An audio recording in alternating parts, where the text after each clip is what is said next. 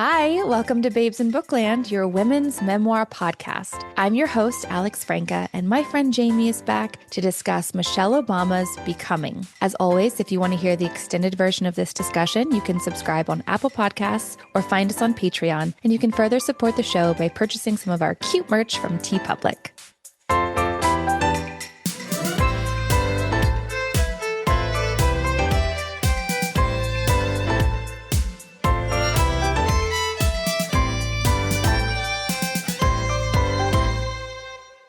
Hi, Jamie. Hey, babe. I wanted to say babe. that this time. Babes of Bookland. Yes. I love it. Happy holidays. We're here. We're at the end of the year. We're getting through. What a year it's been. What a year it's been. Becoming one of the most popular women's memoirs of all time. I totally missed it when it first came out, but you read it pretty quickly when it came out, right? Back in 2018. I did. What did you think? I loved it. Mm-hmm. And after that, I was like, Barack, you're lucky to be with Michelle. She is a baddie. Yeah, it really kind of solidifies that behind every great man is an even greater woman, potentially. I think learning about what she did in order for him to do what he did was really enlightening for me. You kind of assume most of the time, but she really laid it all out, the good, the bad, the ugly, and I appreciated it. And we know now she could have pursued presidency herself, right? She had her reasons for not, but she is sharp and very qualified within her own right. But yeah, she wears many hats, and it was great to kind of see behind what we see publicly in her own words. Yeah, it was actually a surprisingly emotional experience for me to read it this year now, because so much has changed in the political spectrum, even when it just comes to the word integrity. Feeling inspired, yes, by her and her journey. Feeling hopeful, sure. But if I'm being honest, it bummed me out too. It bummed me out that it feels like we've taken a lot of steps back when it comes to the office of the presidency and what that stands for, the unification of America as opposed to the division of America. So I had a very emotional experience reading this book, but I am glad to wrap up the year with it. Because I heard that it was such an inspiring and hopeful memoir, I just think it hits a little differently if you read it right now. That's fair. And I think it's a good reminder that progress is rarely linear. Sometimes you do take one step forward, two steps back. I like to think about it as a line graph, right? It's going to not be a constant line up, but hopefully it trends up over time. So whether you're thinking about that in terms of political progress, societal progress, just personal progress, I think it's an important reminder to not lose hope even when you're in those valley times. Well said, Jamie. This is why you are an often guest on this podcast. Okay, let's get into it. So, like I said earlier, Michelle Obama's memoir was published in 2018, and this is her dedication. It's kind of a long one, so stick with me. To all of the people who have helped me become, the folks who raised me, Fraser, Marion, Craig, and my vast extended family, my circle of strong women who always lift me up, my loyal and dedicated staff who continue to make me proud, to the loves of my life, Malia and Sasha, my two most precious peas who are my reasons for being, and finally, Barack, who always promised me an interesting journey. That's beautiful, an interesting journey. That's all we can promise, right? And they've had that, to put it lightly. Okay, so let's start with our quick topics. Michelle writes about keeping a journal. This is in her mid-20s. She writes, I was not a daily writer or even a weekly writer. I picked up a pen only when I had the time and energy to sort through my feelings. I'd write a few entries in a single week and then lay the journal down for a month or sometimes more. I was not, by nature, especially introspective. The whole exercise of recording one's thoughts was new to me, a habit I'd picked up in part, I suppose, from Barack, who viewed writing as therapeutic and clarifying. All right, James, how have you found is the best way for you to be introspective, work through your thoughts? I will say when it comes to journaling specifically, it's good to just remember that that's a tool in all of our toolboxes that we can use at any point. But my relationship with it has been similar to Michelle, where it just never really stuck long term. But that doesn't mean it doesn't still have value. You can reflect and say, oh, is that what I want to do right now? And it doesn't even have to be pen to paper. I will say I put notes in my phone occasionally, specifically if it's something I want to talk to my therapist about, just a little note. But otherwise, I think the more frequent introspection for me comes from I walk my dog at least twice a day, and I don't listen to music. I don't listen to podcasts. Sorry, Alex. How Um, dare. but I just listen to nothing, and Mm. that is kind of where my thoughts really come to the One could forefront. say you're listening to yourself. Oh, you could, Ooh. but I won't. No. Um, yeah. So I think just having that quiet time and with a walking part of it too, because I have tried like seated silent meditation. And again, there's value in that. But yeah, find what works for you. And for me, walking my dog in the quiet is when I'm able to get the most clarity the most often. I love that. I do like to listen to my podcasts while I walk just because I have podcasts that I really enjoy listening to, and there's just not time during the day unless I'm driving my car and I don't drive it very far. So that's kind of my time to catch up on those. But I have started to go AirPodless, podcast list for some of my walks. And you're right, there is something about just even taking in the sounds of nature and really being present with what's around you as opposed to kind of like in your head listening to whatever you're listening to, I think is really important as well. One of the biggest things that I've learned through my life is to let go of doing something the quote unquote right way. You know, people talk about journaling. Make sure you get in your morning pages. I'm not waking up 45 minutes early to write in a journal, y'all. That doesn't serve me. Maybe it serves people. Maybe it would serve me if I tried to make it a habit. But where I am in my life right now, I love just this low stakes idea that Michelle introduces here that you're also echoing. Find what works for you. There have definitely been times in my life where I've needed to get my thoughts out. I have so many beautiful journals that people have gifted me over the years. I pick one, I write it down. Sometimes I look back and I'm like, oh my gosh, I wrote in this 2 years ago. That's kind of crazy to revisit. And I think just giving yourself permission to do what works for you every day. And every day is different. And every day you're going to feel different. And you're going to need to sift through your thoughts and your thing and the things in your life differently. And that's okay. Totally agree.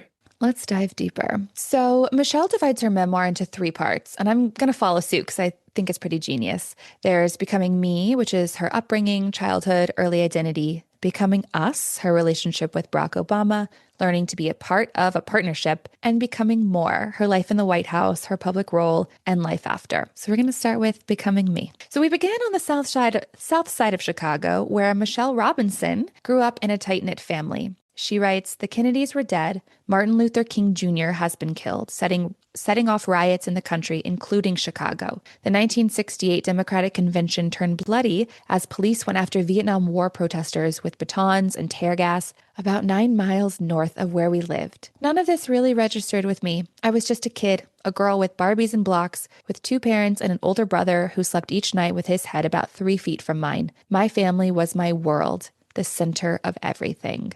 You know, this really resonated with me now. As a parent, I have realized that part of my job is protecting my children from the greater tragedies that are happening in the world. It's not about keeping them in this perfect little Mayberry bubble and pretending that adversity and bad things don't exist. It's about having conversations with them about those things when it's time. But like, my job is really to make sure that my children have a joyful childhood so that they can be set up the best way to be adults who I think can function healthily in society, right? And that's been one thing that I've been struggling with as the news for me has gotten harsher and the world feels scarier. It was nice to be reminded that like we've been here before. 1968 Democratic Convention turned bloody. We've been in tumultuous times before. And also I need to do what I need to do in order to not bring that into my children's world right now, because they are young and they should be playing with Barbies and blocks and they should feel hopeful and not scared and all that stuff. Totally. Creating both physical spaces of safety and psychological safety for your kids as best you can is like the best thing you can do as a parent for them, right? To your point, like bad things will happen in the world and continue to, but how do you set them up to be resilient as those things happen and as they become more in the know the older they get? You have those safe spaces that they can literally or figuratively go to. And we still need that, as adults for ourselves. I agree. Let's get back to Michelle because we'll also talk about where she realized for the first time that bad things do happen. And we'll get there. But before that, let's talk about her father, Fraser. He had MS, but he never complained. She writes, he was the sort of person who accepted what came and just kept moving forward. His credo, most people were good people if you treated them well. She continues, in my family, we have long-standing habit of blocking out bad news, of trying to forget it almost the moment it arrives. My grandfather passed away when I was 8. That was when I realized in a very still like conceptual way that people die, that bad things happen. And then kind of after that, my parents got divorced. So again, I feel like I learned early on that life isn't just good, positive things, but you can still have a good, positive life despite adversity and bad things happening to you. It can be overwhelming if you go through life too long before you start having adversity, right? Because then all of a sudden you're like, oh my Correct. God, I never learned how to deal with this. Right. Sounds like you learned early on, like bad things happen and life goes on. Yeah. Back to Michelle. Her mother, Marion, ran the household with quiet strength. She writes, when I got angry as a kid, I almost always funneled it through my mother. She never indulged my outrage, but took my frustration seriously. And her mother took Michelle's complaints about being in a disruptive classroom seriously and set about making it right and getting Michelle and some of her classmates placed in a different class with a more conductive atmosphere to learning. You see Michelle reflected in her mother. She's like, okay, there's a problem. How do we solve it? We can take some of the emotions out. What's the pragmatic way that we can go about doing this? And Michelle writes this, now that I'm an adult, I realize that kids know at a very young age when they're being devalued, when adults aren't invested enough to help them.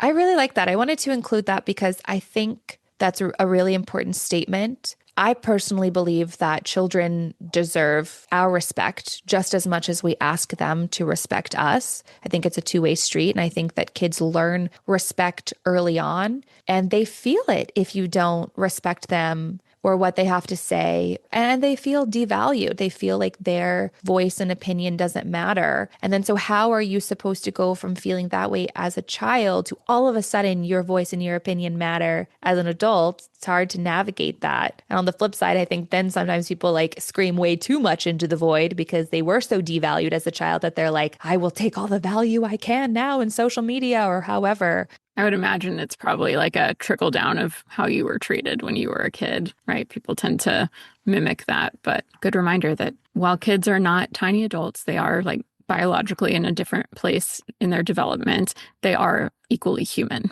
right? So Yeah. treating them as such. Yeah, and if maybe you didn't like being devalued or feeling disrespected as a child, why would you turn that around and perpetuate that same feeling? Why wouldn't you stop and say, gosh, I didn't like this. How can I be different moving forward? Do you feel like your parents valued your opinion and respected what you had to say at a young age? I do. I actually do. I was a pretty quiet kid, less so at home. And I think maybe there are ways that things could have been drawn out of me more. But whenever I did speak up, I don't recall like feeling shut down often. It was usually met with curiosity or as much understanding as they could give from their perspectives. They had different perspectives sometimes. Back to Michelle, she describes her mother as very even keeled and that she loved her and her brother constantly, but they weren't overmanaged. She writes, her mother said, I'm not raising babies, she'd tell us. I'm raising adults. Which I loved. You know, there's been the helicopter parents, the kind of over intrusive thing. And being a parent, I understand it. It is so hard to send your child out into the world. You want to protect them. You want to keep them from pain as long as you can. But does that serve them in the long term? I just really loved how simple this was. I'm not raising babies, I'm raising adults. It's like, oh yeah, right. That's true, you know? Yeah, raising future adults or something Yeah. like that. Yeah, that makes me think of, while I'm not a parent, I'm very curious about child development philosophies and have been an educator. And the model that I've learned of that you probably know about is like the lighthouse parenting style. So rather than a helicopter hovering above, lighthouse, like think about what purpose a lighthouse serves. Like you stay in one place, they always know where you are and that you're there and like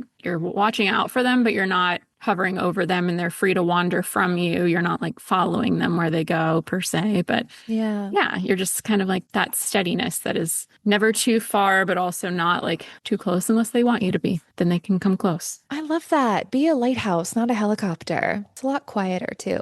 Chiller life for you too. Well, it depends, right? Because if you're an anxious person, then being the helicopter parent makes you feel better about yourself and your situation. If you're a little worried, standing back and letting them go can feel really hard. But again, it's about serving your children and not serving you, I Yeah. think, at the end of the day. And that can be a really hard thing to discern, the difference. So, Michelle and her brother were taught empathy from an early age. She writes, even if we didn't know the context, we were instructed to remember that context existed. Everyone on earth, they tell us, was carrying around an unseen history, and that alone deserved some tolerance. Do you feel like your parents taught you empathy from a young age? I don't know, like, if I was explicitly taught the word, Hmm. but the essence of it for sure, primarily by modeling, right? Like modeling, treating other people with kindness, empathy for, I would say, one another. And also, we grew up with pets always, and that's like a very tangible way to see care being modeled, assuming the pets are well cared for. Yeah.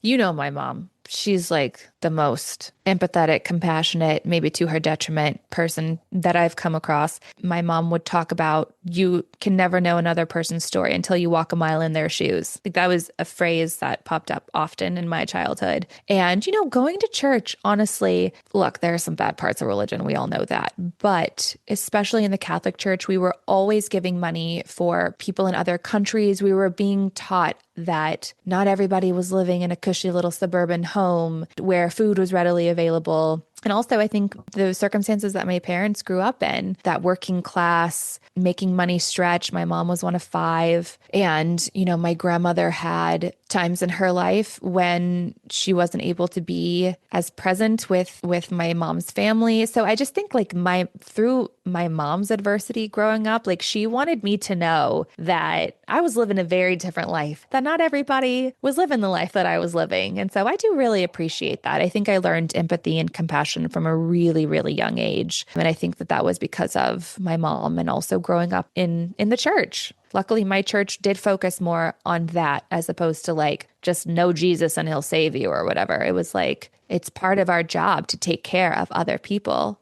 Yeah, service mindset. Yeah.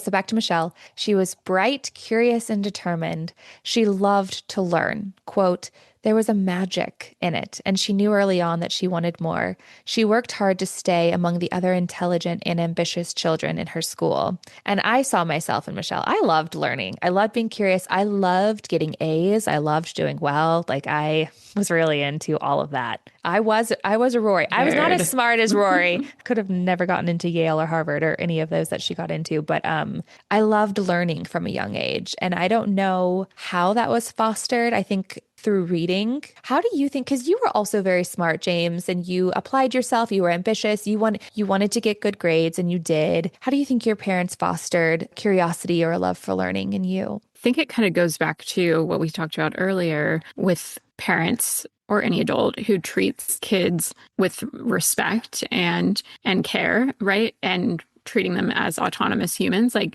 knowing that my parents were interested in what I had to say about things, that made me more inclined to ask questions and learn more. But I will also say that like perfectionist tendency of like, oh, I'm supposed to make A's, right? I'm supposed to not get in trouble, and learning maybe in school less from a joy place and more from a sense of obligation place. But we know that learning happens outside of classrooms too, maybe even more so than in classrooms. So yeah, I have joy exploring things. Like with my mom, she was always like playing very hands-on, talking, having philosophical conversations with my dad when I was like in high school, right? Really got my wheels turning. It's true. That's something that I've unpacked in other episodes too, this idea of perfectionism. And my parents held me to a very high standard. They rewarded the outcome while emphasizing the journey for sure. But also like I was just competitive growing up. Like I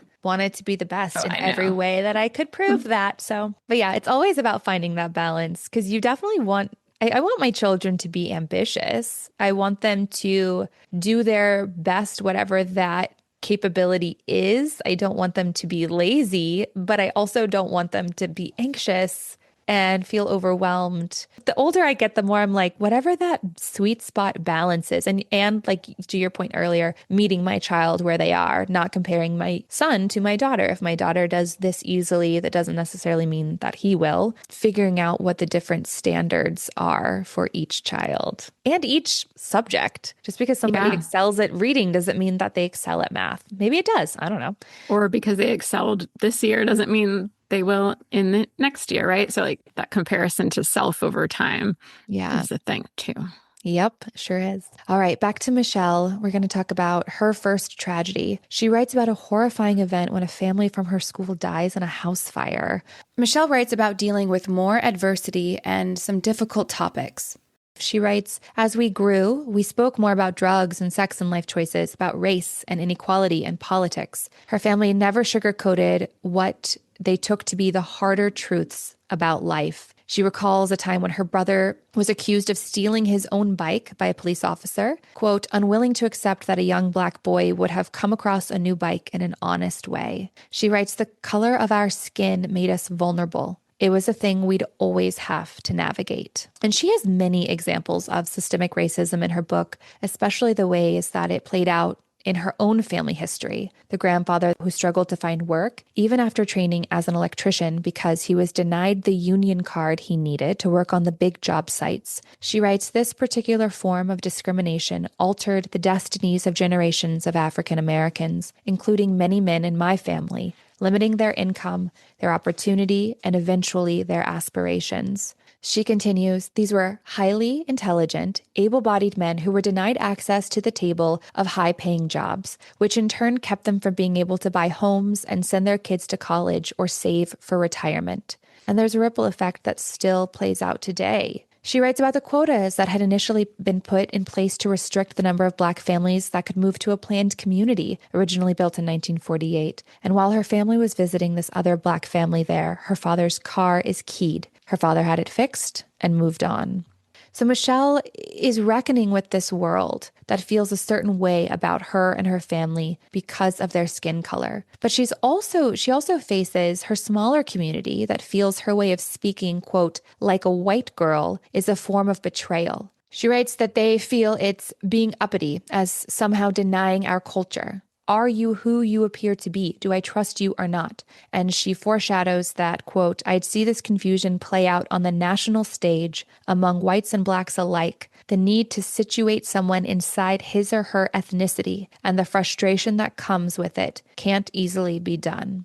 I always just appreciate when you read a memoir written by a Black woman. Obviously, it's a very different perspective and way of growing up, way of existing in the world than I could even begin to imagine. So I always just appreciate, and I like to just also share excerpts from her memoir. She obviously, her skin color and Barack Obama's skin color and the ripple effect of us having a Black president, I think we are still seeing play out in a very large way right now. And I think it's just really important to be aware of it and ask ourselves why and how we can move past this world where skin color does play such a huge role in people's individual success, cultural success, societal success. I don't have the answers to that. I think the first part is just acknowledging that this exists, that systemic racism exists, not ignoring it, not pretending that we don't have a dark history as a country. And you have biases that maybe you don't even realize that you have. And we need to recognize these within ourselves. Totally. I feel like you're about to say all of that way better than I just did. No, So that go on, that girl. was well said. And my only additional comment is just I think when Barack Obama became president, some people used that as a thing to point to and say, see, we're post-racial now. Like we don't have racism in our country anymore, right? And we can see from the after effects, with Trump's America and the MAGA movement, like that is very much not the case. Racism had been in many ways pushed down, right? Where it was like less blatant and it's come out of the woodwork in some really big ways. So we are not past it. And, the where does it come from and why? I think because none of us are 200 years old, we forget that slavery was legal in our country less than 200 years ago. Yeah. And societal change takes a lot of time. And in the scope of history, like that was not super long ago. So, of course, the butterfly effect of all that, like we're still seeing, and it will take more time and repairing to get to a point where we truly have, racial equality in our country. And introspection. I think if you have had certain judgments taught to you, it takes a certain type of person to say, wait a second, why am I being told these things? Why are these words being spoken in my house? What does that mean for this person who taught me this? And what does that mean for the person that we're speaking against this way? We're not so far removed from the civil rights movement. Yes. And I think it takes educating yourself and also accountability. I think that is a huge thing that our country is lacking right now. Everyone wants to place the blame on someone else instead of saying, how am I a part of perpetuating this problem? How have I either been conditioned to believe that a person is less than me because of their skin color? How am I continuing to tune into a news channel that's telling me that people with certain skin color coming and trying to steal my jobs? What does that actually look like in my industry? Is that even true? And I just think that there's a lot of fear. And then there's a lot of, like I said, lack of accountability where people don't want to actually do the work that it takes to know what the answers are. This is why I'm not a politician. And I'm not trying to like run on any sort of platform that makes you believe that I know how to fix this. But I think that there's just a lot of blaming and not a lot of accountability. And I would welcome a politician who would say, you know what, I'm going to take accountability and I'm going to say, here's how I am to blame and how I'm going to personally fix this problem for myself, as opposed to just being like, well, the other side is wrong. Yeah, that would be refreshing. Okay, so Michelle's intelligence continues to take her places. She goes to a magnet high school and then later to Princeton, but she writes about this niggling feeling. Am I enough? She even tells us that a guidance counselor says, quote, I'm not sure that you're Princeton material. Michelle writes, but as I've said, failure is a feeling long before it's an actual result. She was telling me to lower my sights, which was the absolute reverse of every last thing my parents had ever told me. Had I decided to believe her, her pronouncement would have toppled my confidence all over again. But 3 years of keeping up with ambitious kids had taught me that I was something more. I wasn't going to let one person's opinion dislodge everything I thought about myself. She works hard and she gets in. And she doesn't pull a na, which I totally would have, and show her admission letter to her counselor. But this was a famous quote from this memoir, right? Fear is a feeling long before it's an actual result.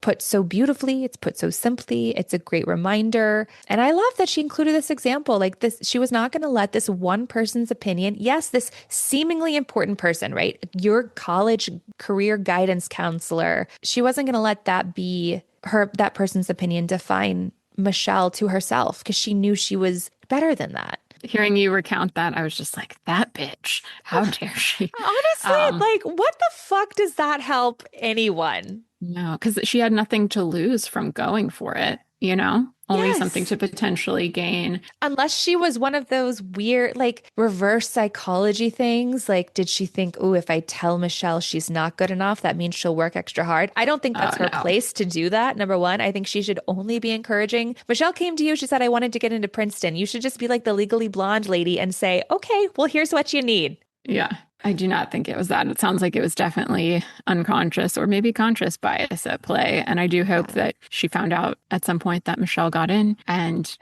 hopefully took that as a lesson. She sees Michelle one day as first lady. She's like, oh shit, was I wrong about her? Yeah. Yeah, a lesson to not do that to other people. I mean, I think it came from Michelle's family and the way she was raised and shaped, that she had the confidence to proceed despite that person dissuading her, trying to dissuade her from doing so. Some kids, that would have broke them. That would have been like, okay, then I'm not doing it. Yes, because it also goes to show no matter how many encouraging voices you have in your head, sometimes all it takes is that one discouraging one for you to latch onto and believe. So at Princeton, Michelle was constantly aware of her differences. One of the few Black students, one of the few from a working class background, men outnumbered women 2 to 1. But she does find a community with the other Black students. She writes, "So many of us arrived at college not even aware of what our disadvantages were. It was like stepping out on stage at your first piano recital and realizing you'd never played anything but an instrument with broken keys. Your world shifts, but you're asked to adjust and overcome, to play your music the same as everyone else. This is doable, of course. Minority and underprivileged students rise to the challenge all the time. But it takes energy, it requires effort, an extra level of confidence to own your presence in the room." I really appreciated that metaphor. And Michelle does the work. She graduates from Princeton. She then gets her law degree from Harvard, and she starts a job in Chicago at a high-end law firm. I know where this is going. This is where she meets Mr. Barack Obama. But to just kind of wrap up this section, Becoming Me, there's this big theme of belonging here. She was feeling like she wasn't enough. She was figuring out how to belong to two worlds, allowing or refusing to shape her identity to how others viewed her. And she encourages us all to realize whose opinion matters and whose doesn't. So, James, looking back on your childhood, how you were raised, how would you reflect on how you became you? That's a big question. Yeah, I think I'm still becoming me, right? Like maybe that's the point of your whole life, right? Just to keep honing in like who you are and evolving. But like Michelle, I think family, friends, nature, nurture, a combination of all those things shapes your identities.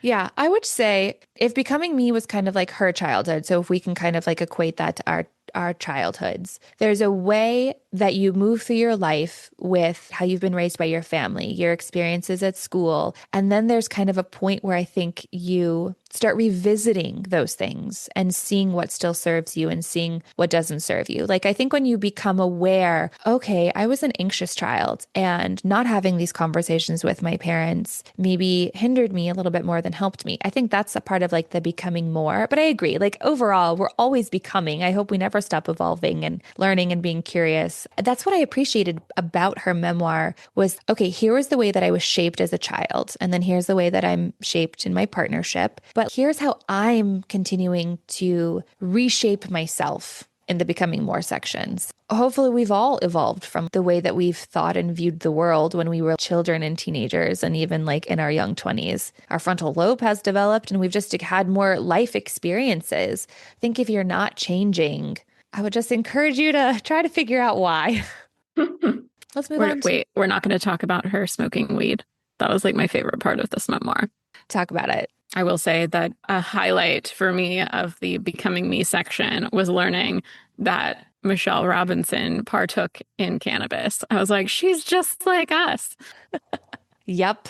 Okay, Becoming Us. So she goes into really sweet detail about how she first met Barack. He was this like hotshot guy who came to work at her law firm. He was like late the first day, but everybody was like already talking about him. It was really, really interesting. She's actually his mentor at the law firm, and she's skeptical about him at first, but ultimately she falls in love. And she reminds us that falling in love does not mean losing yourself. She writes, "Barack had arrived in my life as a fully formed person. From our very first conversation, he'd shown me that he wasn't self-conscious about expressing fear or weakness and that he valued being truthful. At work, I'd witnessed his humility and willingness to sacrifice his own needs and wants for a bigger purpose." I appreciate a man who gets real and vulnerable and doesn't pretend like he has it all figured out, and who can be honest about his fears and his weaknesses and has humility. Okay, James, how did you decide to go from a me to an us? Shortly before meeting my now husband, I had gotten out of a bad relationship and had been single for a little bit and kind of reached the conclusion of, even though I knew I wanted a life companion, that didn't need to happen at any particular time, right? Like societal norms of like getting married in your whatever 20s or 30s, I can't control when I meet the right person or a right person. So I had kind of come to accept, like, if I don't meet my person till I'm 50, like that's fine. You weren't going to settle. Wasn't going to settle, and had become content with the life I'd built for myself. But again, still hoping and ultimately wanting a life partner. Was dating. And, when I met Jonathan, realizing that, okay, I found this person who I'm as into as they are into me, and we have compatible, long-term goals. Like we both want this to go to the same place. That's when I was like, okay, there could be an us here too. And like not losing me, right? But adding us. How do you and your husband work to stay on the same page? I think we're still learning. We've been together about 7 years, married for five-ish, and yeah, living together for most of the time that we've been together. But really the thing that we've been most successful with, I think, is just communicating, right? Like as cliche as that sounds, like I don't expect him to know what I'm thinking or feeling unless I tell him, and vice versa. So not being afraid to have uncomfortable conversations. I think that's been the key to our success thus far.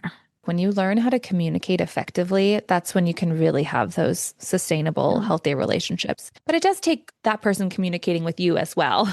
And not just romantic relationships, right? Like that's true of long-term friendships like ours and Yeah.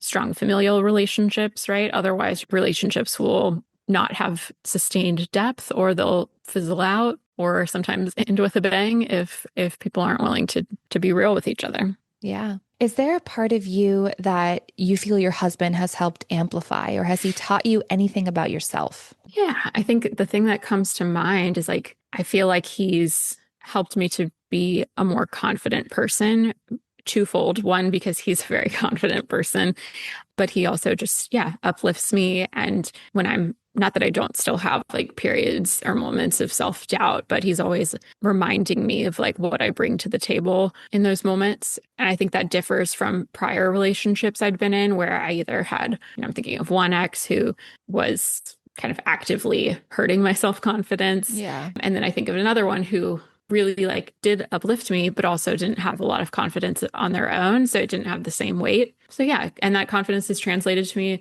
like trying things I maybe wouldn't have before. Like one very clear example, it's kind of seems silly, but makes me feel really empowered and liberated is riding my bike on the road with cars. Like that's kind of a scary thing, or was for me Yeah. before. And now I'm just like all about it. And he's inspired that in me. Yay. As one of your besties, I applaud. The big thing about Barack for Michelle is his unwavering, extremely optimistic, we all guessed it, hope. She writes, I began to understand that his version of hope reached far beyond mine. It was one thing to get yourself out of a stuck place. It was another thing entirely to try and get the place itself unstuck.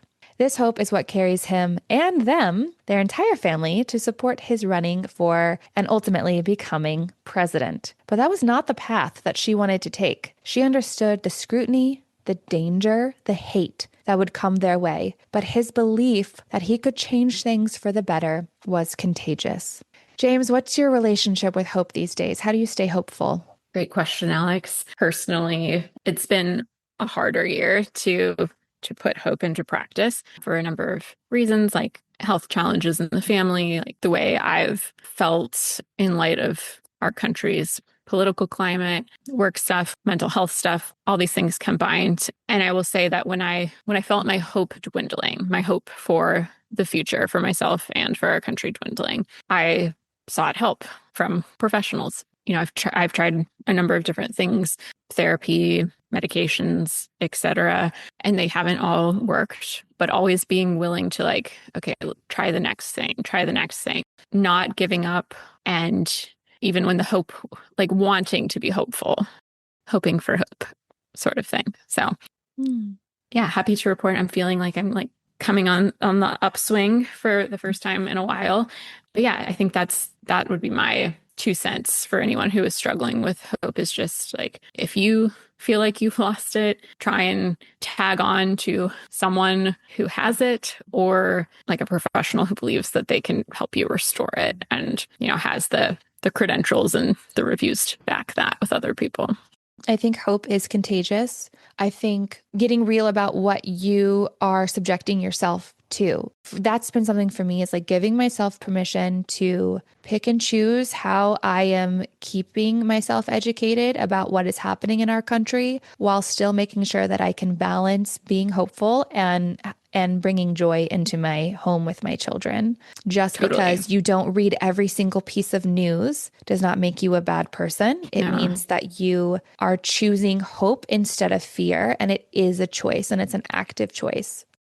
Yeah. No, I took a complete news break for the larger part of the last year. If I heard of something, that meant it was like really, really big because I heard of it through word of mouth. And that was necessary because if you are feeling downtrodden and you just continue to expose yourself to that, you're not going to be able to get out of it.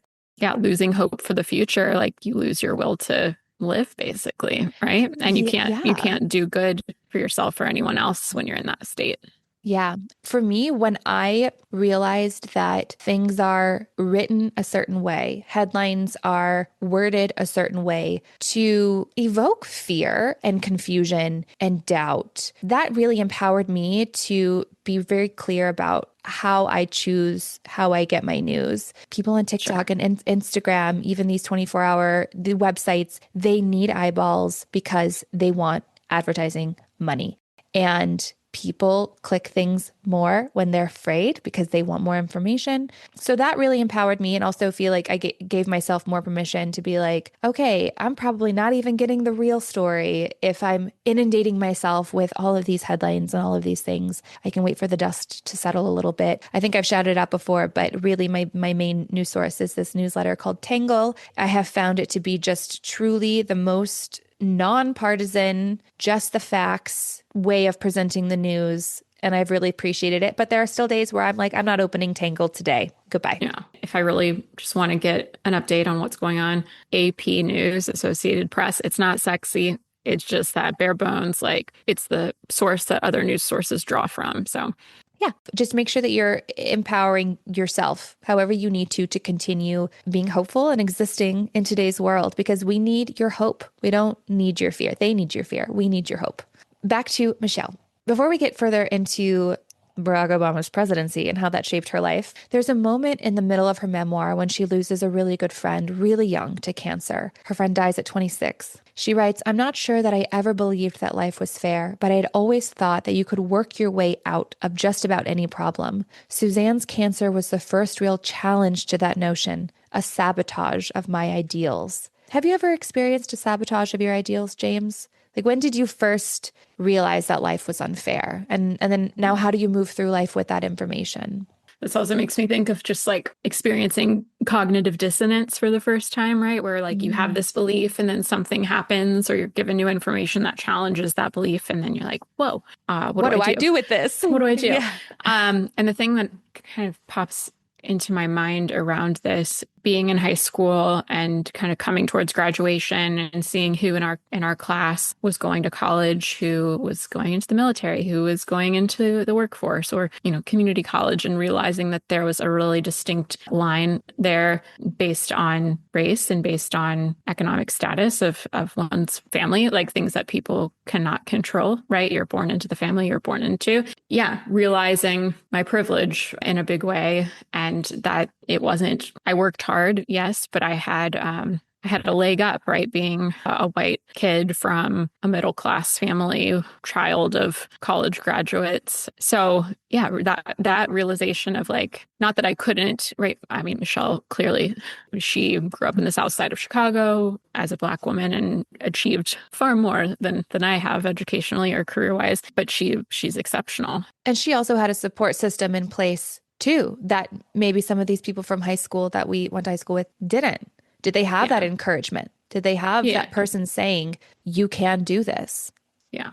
Realizing that the playing field is not level and Hmm. you have to work so much harder if you don't come from privilege to have the same or similar outcomes. Like that epiphany is one that I hadn't really had prior to that. And it kind of was the catalyst for me studying what I chose to study in college, which urban studies and sociology, and then getting into nonprofit work, trying to do what I could, what I can to fight for true equity, not just equality or sameness. I think I had that epiphany a little bit later in college, actually, but it's a good epiphany to have. And then I love that you decided like, okay, once I know this about the world, what can I do about it? I've always been very impressed by your journey and what you do and how you've tried to make the world a better place. So, and we're about to get right into how Michelle and Barack make the world a better place. We discussed journaling in the quick topics, and it's at this point in her life where Michelle starts to do that because she's kind of having these epiphanies and she needs to work through them. She wants to get real with herself. She's with a partner who is so clear about who he is and what he wants to do with his life, and he constantly questions her. What drives you? What pains you? She needs these answers for herself. She writes, "What kind of person do I want to be? How do I want to contribute to the world?" And it feels like you, Jamie, have just gotten really real with those questions for yourself. And you take the active steps however you can to do that, to make the world a better place. Well, thanks. Have we all done that? I don't know. I like this idea too, like what pains you? Do you pay attention to the things in the world that you feel like are unfair and are painful so that you Yeah. can do something about it? It also makes me think that like what motivates you, what your passions are, right? That can change over time. And I can say, like right now, I'm kind of in a period of revisiting that and seeing like, who am I now, right? What is still true that has always been true about me, and what is different, and trying to figure out like what impact I want to make and where I want to make it. I think I'm starting to think more around like localized community sort of impact, just because that feels like more tangible. I'm interested in returning to get more involved in local nonprofit than the last 5+ years. I've been working for national nonprofits. Yeah, that can be a very scary place to be too, because once you feel like you're in a lane, it can be really hard to switch lanes depending on your different responsibilities. But Michelle does the exact same thing. She's been working for this law firm and she kind of realizes this is not how I want to live the rest of my life. She's unfulfilled at her job, but she has her mother telling her, make the money first and then worry about the happiness later. I understand where her mother comes from because I don't necessarily think her mother had the privilege to choose between money and happiness. And not all of us do. So, how do we make sure that we're still living that authentic life while also being responsible? Yeah. Her mom is giving this wisdom because it's informed by her own life experiences, and her life is different than Michelle's life. So ultimately it was up to Michelle whether or not to take that advice and put it to practice. And I think, as we receive advice from others in our lives, we always need to be mindful of like no one is unbiased, right? It's even if it's well-intentioned, it's coming from their own perspective. So why might that be their perspective is important to consider. And then ultimately, like you got to do what's right for you. And I don't think with like big decisions like in life, like leaving a law firm, it's not always a right and wrong. It's just a choice. And which one can you get behind the most, really? Yeah. We can even call it back to the very beginning when we talked about how her parents taught her about context really early on. There's context to everything. There's context that informs her mother's wisdom, like you just said. During this point in her life, Michelle also watches her father very stubbornly battle MS. He continues to tell everyone he's fine, but he passes away. And she's reeling from this loss, plus her friend's death. She writes, losing my dad exacerbated my sense that there was no time to sit around and ponder how my life should go. The lesson was simple. Life is short and not to be wasted. My mom said that a lot to me too, growing up. I'm realizing like the older I get, I'm like, my mom had a lot of cliched isms that I think you hear a lot, like they're not just singular to her. She would say, life is short. You could get hit by a bus tomorrow. I mean, my mom really did encourage me in her own way to live very presently and to choose a happy life. And I am grateful for that. I feel like you need to capture those words of wisdom from her for your kids now. Like, Yeah. Yeah. that'd be cool to look back on. But I'm also thinking like she was probably about our age when she started giving you those isms, which is pretty funny because she still had and has plenty of life ahead of her, right? She would have lost her father in the next couple of years at this point. And I think that was a big turning point for my mom. Yeah. Losing a parent, I can't imagine that. Right. And for Michelle too. I mean, it must just be heartbreaking. Right. Especially because her father specifically was so adamant about being fine that I don't think he ever really let on just how much pain he was in. And to have such a stoic figure in your life fall without being Yeah. real about the situation. Would she have taken the leap to leave the law firm if those losses hadn't happened? Like, Who knows? Who knows? Yeah. But she does. She makes her move, and Barack supports her 100%. So that's got to be helpful, a supportive partner.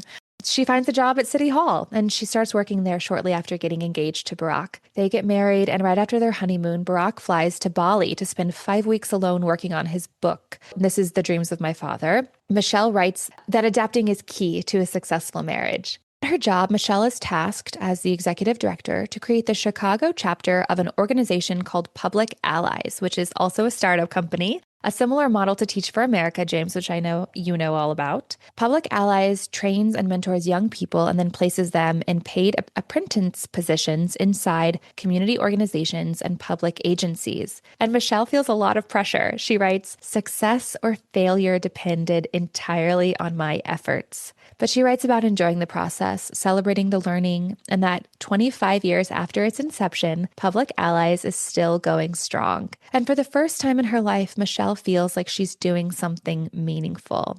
Okay, so she details in her memoir Barack's run up to the White House. First, he becomes a senator of Illinois, and then ultimately, as we all know, he goes on to serve 2 terms as president. She's really honest about the strain that Barack's career ambitions has on her and her family. She shares their early struggles, the weight of parenting, even their decision to go to marriage counseling. She willingly takes on what she knows is going to be a brutal moment for their family. They're separated for long lengths of time on campaign trails, the spotlight from harassing media, and sometimes a very cruel and judgmental public. She writes, "Each campaign had put a little dent in my soul and also our marriage. A presidential run, I feared, would really bang us up." But she does it for him. And even though she writes that she thought he'd never win, Black man in America, she has faith in his message and his purpose. There are a few things that really struck me during this section of her memoir.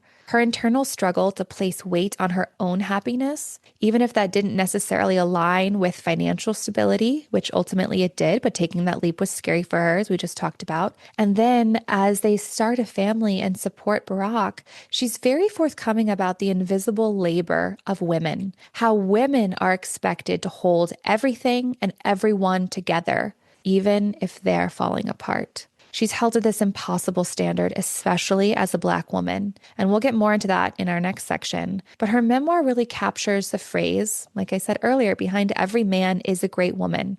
In Michelle's case, a wonderful, hardworking, kind, sacrificing, uplifting, depleted, harassed, strong woman. I'll pause here to say, like, her memoir is really long and it was really hard to narrow it down. I highly recommend it. It's really fascinating to learn about her life. And she's a great writer. I mean, it reads really easily, but obviously for our sake and purposes here today, we have to kind of get to the themes of stuff. Do you have anything from that section, James, that you remembered? More weed smoking stories or In addition to learning about her smoking weed in her youth, finding out that she ultimately agreed thinking that Barack would not win, that was a enlightening moment. But yeah, I think, what my takeaway from that is she knew there was nobody at the time better than her husband, better suited than her husband to lead our country. And as a citizen, of course, she wanted him to be the president. But as his wife and the mother of his children, right? Yeah. There's that personal side of it. And, they've been out of the White House for some years now, but their lives are forever changed, right? As individuals, they will have Secret Service for the rest of their life. She will be subject to public scrutiny for the rest of her life, but also public adoration, right? So I don't know. I have not read her second book, so I don't know if she gets at knowing what they know now, would she still do it? But I hope the answer would be yes, because I think even though we're in a valley of a time as a country and in Trump's America, I think we're still better off for having had Barack Obama as president. And I think that line graph I was talking about earlier and that progress not always being linear, I think that was a really key pivotal moment that we're going to see positive butterfly effects from in the years to come. I hope. I hope so too. I think had Barack Obama been a white man, it would be a very, very different situation with all his same ideals, all his same platforms. And I think that that's something as a country that we do need to reckon with. Why have we had potentially this reaction? Because the color of his skin. And we talked about that earlier, but I truly enjoyed learning about their courtship and the way that she just unabashedly chose to support and love her husband at great sacrifice at times for herself and for her children, which is a really big ask. But that's also how much she loved and loves her country and the people of this country. You know, we'll get into in becoming more. She has a couple of, she talks about the snafus, the things that she would say that would be spun a different direction. And at one point she's called unpatriotic. And it's just like, how dare you? This woman gave everything, including her husband, her safety for this country. And so it's like, no, no, this lady has never been an ounce of unpatriotic. I think being a true patriot of your country is, again, taking accountability and acknowledging when things aren't perfect. And no country is perfect. No country is doing everything the exact right way that serves all of its citizens equally.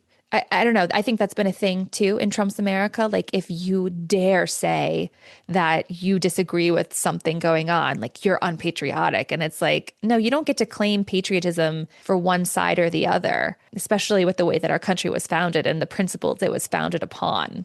All right, becoming more. This part of her memoir is about visibility and the cost that comes with it, especially for a Black woman. She used fashion, authenticity, and even humor as power tools. So now we enter the White House and how she chose to shape the role of First Lady instead of letting the role shape her. She writes, I was humbled and excited to be the First Lady, but not for 1 second did I think I'd be sliding into some glamorous, easy role. Nobody who has the words first and Black attached to them ever would. I stood at the foot of the mountain, knowing I'd need to climb my way into favor. Confidence, I'd learned, sometimes needs to be called from within. I've repeated the same words to myself many times now, through many climbs. Am I good enough? Yes, I am. How do you cultivate confidence for yourself, James? I feel like we touched on a related topic earlier and, kind of Yeah, with your like similar. husband. Yeah. Yeah. And similar to how you cultivate hope, I think you just have to continually stay in the company of others who bring that out in you and remove yourself from sources that are draining that from you. Hmm. I love that. It seems simple. Mic Yeah. drop. That's it. Yeah. So Michelle finds her purpose and her message for our nation. She writes, I knew what mattered to me. I didn't want to be some sort of well-dressed ornament who showed up at parties and ribbon cuttings. I wanted to do things that were purposeful and lasting. Her first effort, a garden. This, of course, is the precursor to her campaign about healthy food. She writes, I plan to use the work we did in the garden to spark a public conversation about nutrition, especially at schools and among parents, which ideally would lead to discussions about how food was processed, labeled, and marketed, and the ways that was affecting public health. And in speaking on these topics from the White House, I'd be offering an implicit challenge to the behemoth corporations in the food and beverage industry and the way they'd been doing business for decades. She writes about this idea, pushing back against corporations to improve the food system, that it had been a bipartisan effort at every level. She writes, Republicans and Democrats alike have tackled the problem at state and local levels, investing in healthy living, building more sidewalks and community gardens, a proof point that there was a common political ground to be explored. She also created initiatives like Let's Move, Let Girls Learn, and Reach Higher. But she also did something else. She showed up as herself. She writes about some of the incredibly fascinating details about life in the White House, including how, this was bananas, whatever vehicle the president rides in, a container of their blood type is stored there in case they need an emergency transfusion. That has to stem from Kennedy, I would think. That's crazy. She also writes about the kindness that Laura Bush extended to her, taking her under her wing for the transition, even though they were from different political parties. She has a lot of how did I get here moments. She's now sleeping with Monets above her bed, but she still made her daughters make their own beds, which I liked. Of course, finally, their family was all living under one roof. All right, and as we all remember, she was extremely scrutinized for her clothes, for her arms. So disgusting, honestly, the older I get and the more that I look back on that. She writes, it seemed that my clothes mattered more to people than anything I had to say.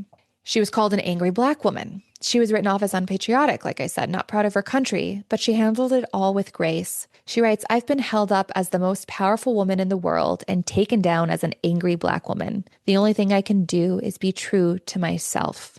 She writes about the extremely difficult moments, like the multiple mass shootings that occurred. Fort Hood, 13 killed, 30 injured. Sandy Hook, 26 children and 6 adults killed. Aurora, 12 killed, 70 injured. San Bernardino, 14 killed, 22 injured. And the Orlando nightclub shooting, 49 killed, 52 injured, among many, many others during Barack's presidency.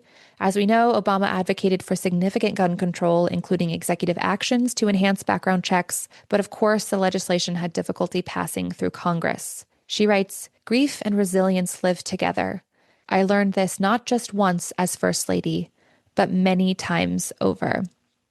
I really liked that. I had never really put those two together. But just because you're resilient doesn't mean you don't grieve. It's not like one exists without the other. One kind of exists because of the other, almost, I think. Definitely. Like, I think when you're met with grief, you can either totally shut down, right? Or place forward. And sometimes it probably often is a combination of the two, right? Maybe you shut Yeah. down for a little bit, but then yeah, that resilience kicks in and you got to move on because otherwise you're not living. Yeah. When you're going through hell, just keep going, as they say. Throughout this section of the memoir, she really highlights the way that certain bad actors in Congress cared more about gaining or maintaining power than the American public. Lies were spread, toes were dug in. It was honestly really frustrating to read, like I said. You see the beginnings of this happen during Obama's presidency, and she details this in her memoir.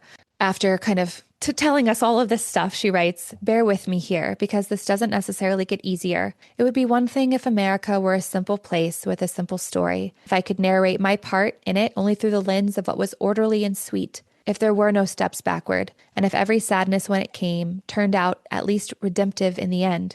But that's not America, and it's not me either. I'm not going to try to bend this into any kind of perfect shape. That just really kind of encapsulates what we've been talking about already. They lived as a family. They worked through the hatred. I mean, it was a big thing for her to not agree because it wasn't really a choice at that point, but to realize like, okay, when he wanted to run again for 4 more years, the stakes were even higher this time, even more scrutiny, even more hatred seeping out of the cracks. But she, like I said, she believed in Barack. She believed in his message and his hope for creating a better country for all people. She really goes into a lot more detail, and I highly encourage. I know we kind of flew through this section, but the first two, there are just so many great talking points. But at the very end of her memoir, she writes this. I grew up with a disabled dad in a too small house with not much money in a starting to fail neighborhood. And I also grew up surrounded by love and music in a diverse city and a country where education can take you far. I had nothing or I had everything. It depends on which way you want to tell it. I really love that because I think, and I've mentioned this in almost every episode, but I think mindset is everything. If you come at your life thinking of all the things that you've been robbed or all the ways you've been wronged, I think you're going to grow bitter and you're going to start to view the world around you from fear-based response.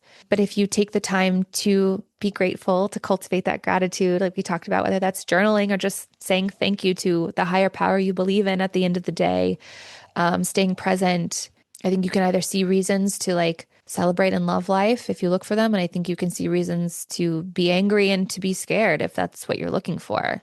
Absolutely. Have you found that for yourself when you're going through a bad time? Obviously, sometimes, like you said, you need professional help, and that's great. I wish everyone had access to that. I think that's something that's the reason why I lean the way that I do. I want everyone to have access to mental health professionals if they need. But I have found for me that if I'm stuck in a rut, it's because I've been focusing on all the bad things going on in life. And if I can just like take that moment to pause and reflect and think about the good things, then it shifts my mentality and my emotional state of being pretty quickly. That makes me think of a term that I believe was coined by Adam Grant. He talks about pronoia being the opposite of paranoia, and how if you choose to kind of intentionally focus on the good, to your point, that feeds itself over time versus paranoia. If you focus on the bad, you just become increasingly paranoid. So, yeah, it's easier said than done, but an Yeah. absolutely good reminder because the truth is, like, the world isn't all good or all bad. People aren't all good or all bad. We are a combination of things to varying degrees, right? Some people, won't name names, are Pretty like bad. 99% bad, but still Yeah. love their kids or something. I don't know. But yeah, how do you want to experience the world? And recognizing that while you can't control the things you think, you can control what you say and what you do. And ultimately, those things impact how you feel. Yes. So, how does Michelle think we are constantly becoming? She writes that there is a power in allowing yourself to be known and heard, in owning your unique story, in using your authentic voice. And there's a grace in being willing to know and hear others. This, for me, is how we become. I think right now we're being told that we're all really different from one another and we believe different things potentially. But to your point, even Gloria Steinem has said there's probably something that you can find to agree on with every single person in this world. But if you go out looking at someone like they're the enemy just because they're different than you, then they're going to feel like the enemy. I don't really want to go through life feeling like there's a bunch of enemies. Like Yeah, I have a bunch of enemies, you know? right. It takes being the bigger person sometimes. And I think there is a difference between like, I think you can still have boundaries. If someone shows you who they are, believe them. Hate is such a heavy burden to carry. And that's a lesson that I've taken so much too with a lot of these memoirs. At the end of the day, this is your life and how you choose to go through it can either be harmful or helpful for you and for the world that you're trying to build for yourself and for the people you love. This memoir felt like sitting across from a lifelong mentor, wise, poised, unapologetically real. It isn't just a story of a first lady, it's a story of a girl who grew up in a working class neighborhood and dared to dream bigger, work hard, and live with intention. Intentionally living. I just really like that. And I felt like she really clarified that for me, how to do that or how she did that in reflected ways that maybe I can do that too. In her memoir, her voice is honest, elegant, and refreshingly grounded. And she really wants us all to leave with this idea that our story matters. Even if we don't think it's big enough or polished enough or loud enough, we can be powerful and vulnerable. Those things are not opposites. Michelle did not want to become a political figure, yet she became one and she did the best with what she had to make the world a better place. And if becoming really taught us anything, it's that identity is not a fixed point. Like you said, James, we're always evolving. It's a story we're continuing to write. So whether you're in your first chapter or your fifth rewrite, remember you're always allowed to change, to grow, and to become. Do you have any takeaways? I'll just say that this book, I already had such respect for Michelle Obama, but after reading this, I was just like in awe of her tenfold. And for the sake of our country, I do wish that she would run for office, but I do not think we will see that because she's got to, protect her peace. And as a fellow woman who wants her to have what's best for her, I respect that. But even though she won't run directly, she still holds a lot of sway, and I think we will continue to hear from her in the years to come.